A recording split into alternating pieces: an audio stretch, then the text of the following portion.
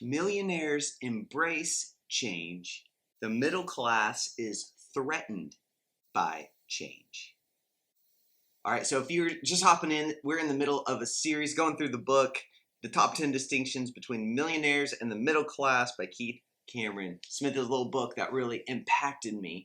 And I want to bring these mindsets over to you guys because, again, we're teaching, this stuff's being taught in the business world, but it's not being taught in the Christian world, the church world. All right, so I want to bring these things to you so you can have the same success, because you figured this out by now, it all comes down to how you think and what you believe, because those things determine how you act, and how you act determines the results that you get. So if I can help change the way you think, I can help you get the results that you want. So if you're looking to increase financially or any area of life, man, you need to get this stuff in you. Make sure you like and subscribe to my channel, because I'm going through this book and you do not want to miss any of the lessons that I've got coming out. If you haven't seen the other ones, man, go back and check those out, because some of these points are just life-changingly powerful. Especially go back to episode 1 of this series. It's going to help you. Make sure you do not miss it. So like, subscribe, hit the notification bell. We got good stuff coming at you. Think about this. Millionaires embrace change. The middle class is threatened by change. Now, there's a quote in here that says, "For the timid in our society, change is frightening. For the comfortable, change is threatening. But for the truly confident among us, change is opportunity." This is powerful. For the truly confident, change is opportunity. Way I look at that, if you've got God in you and with you, change is opportunity. You're going to be all right. Not only are you going to be all right, you're going to thrive because of this. Now, please go back and watch the other videos, because we talked about how the poor seek survival, the middle class seek comfort, and the wealthy seek freedom. You need to go watch that past episode, because this ties into that. It's a different quote by a different person, but it ties in there perfectly with what I just said. I'll put it like this. Millionaires are confident. Confidence is acquired through preparation and hard work. Confidence is the result of working on yourself. It is the benefit of proving yourself to yourself. It is knowing you can handle whatever comes your way. Confidence is believing you can do whatever you choose to do. That is huge. Do you believe that you can accomplish and crush it in whatever you choose to do? I'm going to speak for myself, and I know what this sounds like, but I want you to hear my heart, because I have all the strikes against me if it comes to any kind of advantage in life. You've heard me say before, I do not have a college degree. I went to college for like that long, and most of it was community college, and I did not graduate. I do not have a degree. I do not come from money. No one in my family's entrepreneurial. I did not get a leg up in any of those areas, other than I accepted Jesus Christ as my Lord and Savior and decided that I'm going to dive into the Word and church, and that's my financial advantage. It's the financial advantage. So if you've got that, you're good to go. No more excuses. Well, Trav, you're doing great because XYZ. Nope, I have all those strikes against me. I'm not a genius. I didn't get crazy grades. All those things. I put in the work. I invested in myself. And just like I said here, confidence is acquired through preparation and hard work. Confidence is the result of working on yourself. I've been working on myself. And that's what a lot of people haven't done. We talked about that. We talked about how the poor and the middle class don't do those types of things. I told the story of how me and my brother-in-law were hanging out at one of our kids' parties. It was maybe my nephew's birthday party, something like that. And me and my brother-in-law we've got businesses and we've got investments and we work on ourselves and we go to conferences and we listen to podcasts and we listen to YouTube videos and we buy coaching programs and we invest tens of thousands of dollars every single year in working on ourselves. Well, we were at a party and there was another guy there. He's our age, and me and my brother-in-law were talking about the latest podcasts we've been listening to. Oh, did you catch this one? Man, he was talking about this. And oh, this guy was telling here's what he was doing with his marketing strategy. And we were talking about that. And then it's like, oh yeah, this guy, he's got this hack on how to sleep better. And because he devoted time to sleeping better, then that caused him to show up better. And when he showed up better, he started making more money and more time for his family. And like, we're just talking about these things. Guy comes up and we're like, hey, we were just talking about what we are listening to right now. What about you? What podcast are you listening to? What are you learning? What are you reading right now? A guy came up to me at church the other day. You could look at the guy and tell that he's sharp. Like he cares about how he dresses. He's intentional. He's got a great haircut. He looks successful. He gives the impression of increase. Put it that way. And the first thing he asked me, what are you reading right now? Well, back to my conversation with my brother-in-law at the party, this guy comes up and we ask him, who are you listening to? Who do you follow? Who do you learn from? Is essentially what we're asking. And he just looked at us with the most genuine, innocent face and was like, I don't listen to any podcasts. I don't follow anybody. I mean, he's just legit like, what are you talking about? And I'd forgotten because I've been in this life for so long, my inner circle, the people I'm attracted to talking to, we all learn from people. We all have mentors and coaches, and we're diving deeper. What I'm saying is we're all working on ourselves. It's why we have the confidence. The middle class do not do this. The middle class, go back to the other videos. The middle class spend their time talking about entertainment, talking about sports teams, talking about things that millionaires have created. That does not build your confidence. That's not working on yourself. Again, you can do those things, but it cannot be your main thing. If you're hanging out with me and we've got an hour to talk and the whole time it's about like some football team that you like and the coach and how this player did this and that, I'm like, I'm zoning. I'm probably going to get up and leave. Like politely, I'll figure out a way to get out of there.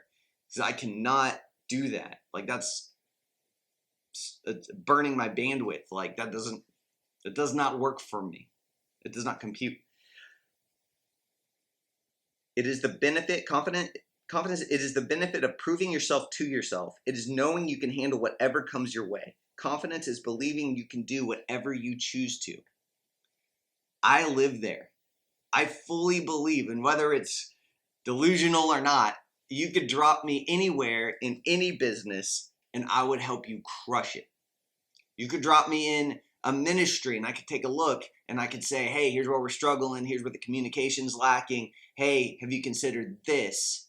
Here's a way to get more people in. Let's reposition this here. I've done it for all kinds of businesses and situations and even some ministries. I fully believe that I can do whatever I choose to do. And the reason my confidence is high is because I've got God inside me. He says he never leaves me nor forsakes me. He says he will advise me. James 1:5 says I can ask for wisdom in any situation and he will give it to me. Proverbs 3:5 and 6, I can seek his will in all that I do. He will show me which path to take. Isaiah 48:17, he's the Lord my God who teaches me how to profit and leads me in the way I should go.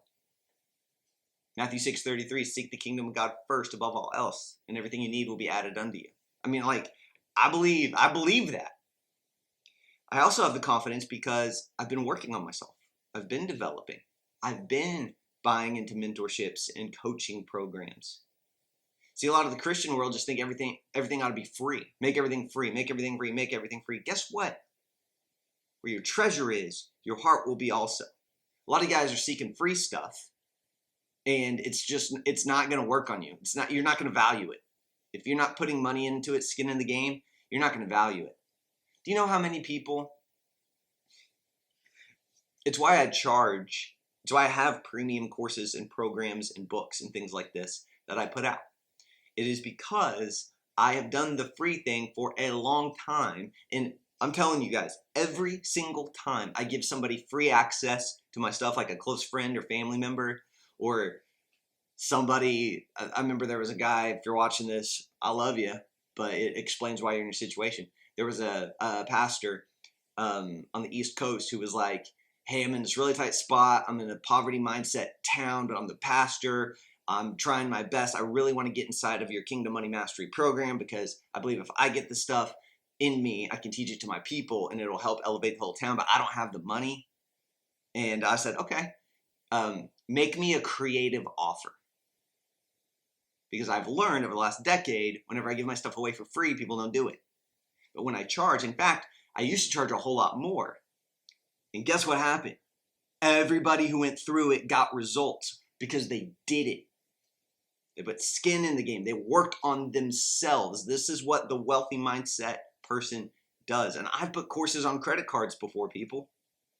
I've done things where I had to go and hustle up the money, sell something to get the money to pay for coaching, to pay for a course, to pay for mentor. I do that stuff.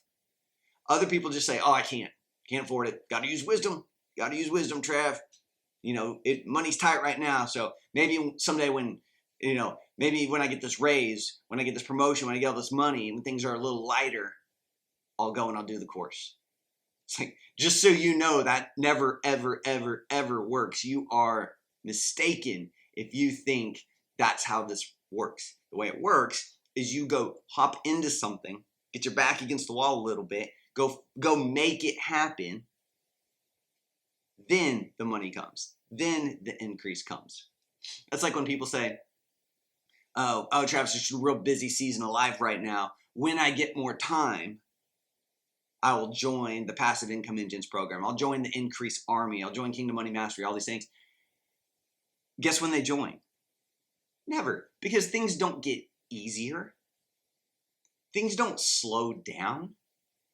These are all excuses. This is excuses of the middle class. Again, I love you. But if you've said those things and made those excuses, this is excuses of the poor and the middle class. This is how they think. The wealthy thinks, how can I? The poor and middle class thinks, I can't because. We've just decided to live open-minded. How can I? And I'll even go to God. Lord, I need $10,000 for this coaching program. How can I get it? Give me a strategy. I need wisdom here. The poor and the middle class think, man, it's $10,000. Oh, I could never pay that. That's crazy. That's so expensive. Oh man, how dare he? He's a Christian. You should make it free. That's why Christians are broke. They think like that. The world doesn't think like that. The world doesn't put those constraints on it. The world's like, it's 10 grand. I'm going to figure it out because I know if I can invest that 10 grand, it's going to give me the result I want on the other side. Let's go figure it out. I'll put it on a credit card if I got to. I'll go sell my motorcycle if I have to. I take a different approach and I say, God, I need this amount. How can I get it? He always gives me a plan, and a strategy. And I just go work that, get the money, invest and go. But I'm working on myself. So back to the pastor, I said, hey, make me a creative offer. And I think the program I was selling was like $300, something like that. And he goes, okay, if you can let me have it now for free in 6 weeks, I can pay you $100 for it. And I was like, and look, if you're watching this, I'm not going to be doing these deals. Like, this was just one-time thing. I was like, all right, let's try it. He made me a creative offer. Instead of just asking for it for free and begging for it for free, he made me a creative offer. I respect that. All right, here we go. So he goes, here's my credit card. You can run my credit card in 6 weeks, right? Well, he emails my team like in 5 weeks, like a week before it's supposed to get charged. And he goes, hey man, don't run my card. I actually didn't even use your program. You can go probably check on your dashboard and see I never even logged in. Don't worry about it. Don't charge my card. And I was just like, this is why people are broke. This is why you're struggling, bro. And you're a pastor. I like this thought. He's like, I pastor a poor community. Let me get this in me so I can go teach the community. But here's the deal. He couldn't get past his own poverty mindset. One, he asked for it free instead of being like, hey God, it's $300. Lord, show me how to get this $300 because I believe I could get this information. It's all backed in scripture. Then I could teach it out to my people and we could truly change this community. He didn't go to God and ask that. He went to me and asked for a deal. I knew if I gave it to him for free, he wouldn't do it. So I said, make me a creative offer, and he still didn't do it. Had he said, Lord, I need $300 to teach your people this stuff, show me how to get the 300 bucks. God would have showed him how to get the 300 bucks. Then now he's got skin in the game. He would have done my course and done what it said. Then he would have turned and taught it to his people. They'd begin to prosper. Then he'd begin to prosper. And it'd be this beautiful scenario. But none of that happened because of the I can't mentality, the scarcity mentality, the lack mentality. We have to break that. We are God's highest form of creation. We got missions and we got stuff to do. All right. Now, I realize I slightly got off topic here because the point of this particular one is that the wealthy, the millionaires, the millionaire mindset can embrace change and seize the opportunity in change. We got off on the confidence side of things, but that was for somebody. Probably for most of you watching this. I love you, but it's true. It's something I had to learn.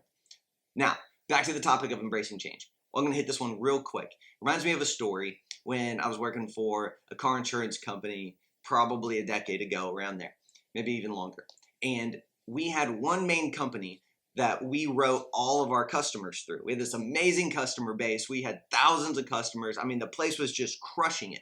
And the way it worked is we actually could write insurance for several different companies. You know, it'd be like Geico, and it's not these exact companies, but like Geico and Allstate and State Farm and all these different ones. You could come in, we could see Progressive, we could see which company would be the best fit for you or be the cheapest for you, and then we would write you with that particular company, like kind of like a insurance brokerage, so to speak.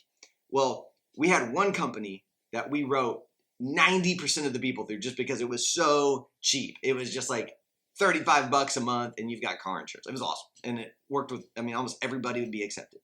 So we had this one company that was like 90% of our business. And we get a call one day. The bosses are gone. So I'm kind of unofficially in charge at the time. And the bosses are gone. We get a call that morning that says, hey, you can no longer write with this company. And I'm like, okay, they're on vacation. We're not even going to try it. We can't really get a hold of them. I'm not even going to try. There's nothing we can do. Even if I called them, it would just ruin their vacation, because as a big thing to change, you know, however many company, 4,000 people we had were with that company. We're going to have to change it and figure this all out. We're going to lose people, all this stuff. But what happened was, okay, there's nothing we can do about it. They said, we're out. We can't write with that company anymore. So I thought for a minute and kind of did a little unofficial team meeting. All right, everybody in the office, huddle up. And I changed the way we did our quoting process and our deal flow starting right then. Hey, here's how we used to do it. We're going to make this change and we're going to do it this way now. Since we can't write with this company, it doesn't make sense that we were doing this process and this process and this process. Cut all that. We're just going to do this process. Basically, what we were doing is when a customer would call in and our phones rang off the hook. I'm talking nonstop, all day, every day. Hey, can I get a quote on insurance? Can I get a quote on insurance? What we'd do is we'd say yes, we'd take down their information, put it on a sticky note, run it through our system, and then call them back. Problem was, because it would take 12, 15 minutes for us to run their information through all of our different companies to see which one would be the cheapest one. Long story short, with this one company out of the way, I changed the flow and I was like, hey, and the problem is we'd call customers back and most of them, like a lot of them wouldn't pick back up. We'd have to hunt them down just to give them their quote. It's silly looking at it now from a business standpoint, knowing what I know. But what we changed it to was, hey, don't let the customers get off the phone now. Take their information, put it in this one system since we don't have to do this one anymore, and give them the quote. Don't get off the phone until they have their quote. Just that simple thing right there. Streamlined the process, kept the customers on the phone. We changed everything. We embraced the change that could have been devastating to us. And now our sales even went higher, skyrocketed, because we were just closing them. They stopped shopping other places because what would happen is we'd get off the phone with them and say, hey, we'll call you back in 15 minutes with your quote. And sometimes we'd get so slammed, it would take 30, 40 minutes, maybe an hour to get back to them with a quote. By that time, they'd already gone somewhere else. They'd already made other calls and other quotes, and even a lot of people like, hey, you're too late. I drove over to your competitor and wrote the insurance because they were ready to go right now. So we just streamlined the process, and that took our already phenomenal sales to another level. We embraced the change, and the opportunity exploded for us. That's what I'm trying to get you guys to see. Man, there might be economic changes, president changes, law changes, rule changes, tax changes, whatever it is. Just see it as opportunity. Remember what James said in James 1 verse 2? Man, count it all joy, brothers and sisters, when troubles and trials come your way. Man, because on the other side of this, you're going to have a chance to grow. And once you've grown, you'll become perfect, complete, and lacking nothing. So count it all joy. Count change as joy. This is a good thing. Maybe instead of this happening to you, it's happening for you. With the insurance company situation, they still, here it is 11, 12 years later, and they still operate from that new system, that new procedure we put into place back then. They still do it now. And it's continued to make them more money, increase, increase, increase, increase. So that potentially devastating change that could have rocked a lot of people, upset a lot of people, made them bummed, like just took them out for a week being depressed. Instead we stopped, nope, something good's going to come from this. And it did. Things are better now because of that change that was forced upon us, so to speak.